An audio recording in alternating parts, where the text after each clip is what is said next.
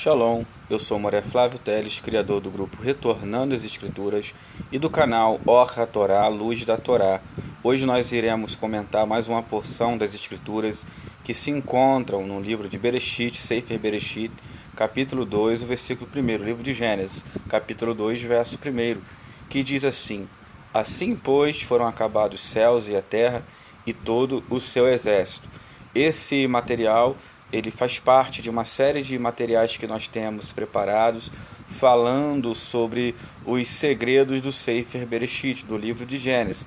E geralmente dentro de uma leitura convencional, alguns elementos textuais passam desapercebidos dentro desse versículo do capítulo 2. O texto ele nos informa logo na sua primeira linha que assim foram acabados os céus. Observem que a expressão céus dentro do texto em português ela se encontra pluralizada. Apesar de algumas versões em português conter a expressão céus na sua forma singular, céu, isso não acontece dentro do texto hebraico.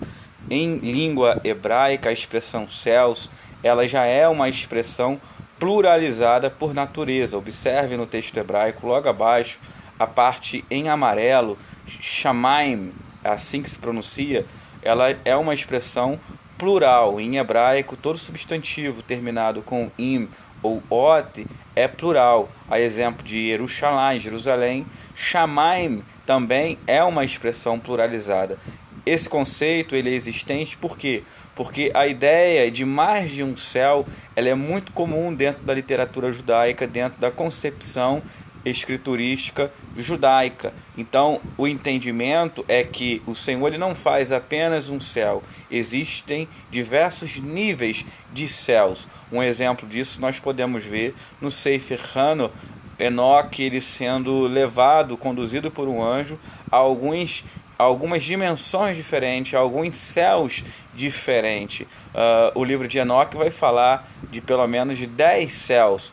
No Novo Testamento, nós temos uma referência acerca do Rabi Shaul, o apóstolo Paulo, ele dizendo: Conheço um homem que se no corpo ou fora do corpo eu não sei, mas que esteve no terceiro céu. Então a palavra céus, ela significa, ela representa, na verdade, mais de um céus, até porque ela já se encontra na sua forma pluralizada.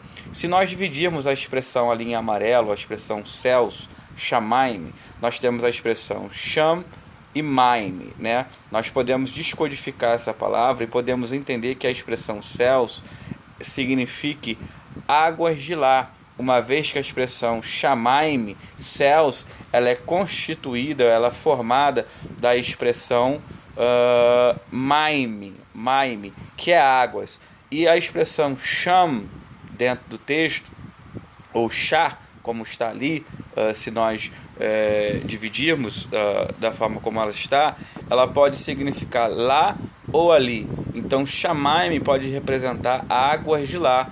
E isso é bem interessante, uma vez que no capítulo 1 do livro de Bereshit, nós vamos ver o Senhor fazendo separação entre as águas. E o texto vai dizer que ele vai chamar a expansão que foi criada entre essas águas de céus, ou seja, ele faz uma separação entre as águas de cima e as águas de baixo. Isso nós encontramos no capítulo 1 de Bereshit, e no meio dessa expansão, ou essa expansão, é chamada de céus. Uma outra coisa interessante dentro do texto de Bereshit, capítulo 2, o verso 1, está na parte avermelhada do texto hebraico, que é Verhot Savar, que significa e todo o seu exército.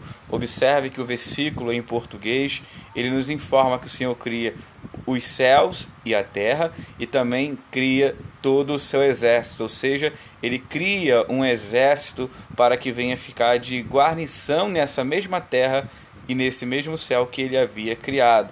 Isso é interessante, mais uma vez, porque o texto de Bereshit, o capítulo 6, vai nos informar sobre uma progênese denominada de Bnei Elohim, filhos de Deus. na qual muito se discute sobre a identidade desses chamados Bnei Elohim. No entanto, no texto do Sefer Hano, o livro de Enoque, ele vai dizer que esses Bnei Elohim são chamados de sentinelas, que são os anjos, guardiões. Eles também são identificados como filhos do céu.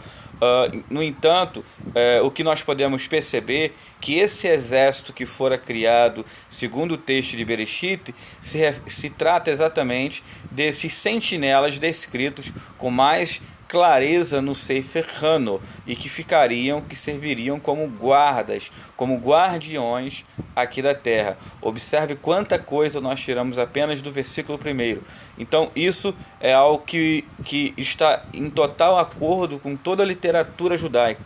Por mais que não seja algo comum dentro do pensamento cristão, a literatura judaica ela é muito rica nesse tipo de conteúdo, e nós encontramos fundamento dentro da literatura judaica, principalmente apocalíptica, no que se refere à diversidade de céus, à pluralidade de céus e a esse exército que foi criado para servir de sentinela, guardiões, conforme descreve o Sefer Hano, e nós podemos ver aqui de forma implícita no livro de Bereshit, o capítulo 2. Espero que vocês tenham gostado, tenham compreendido o material.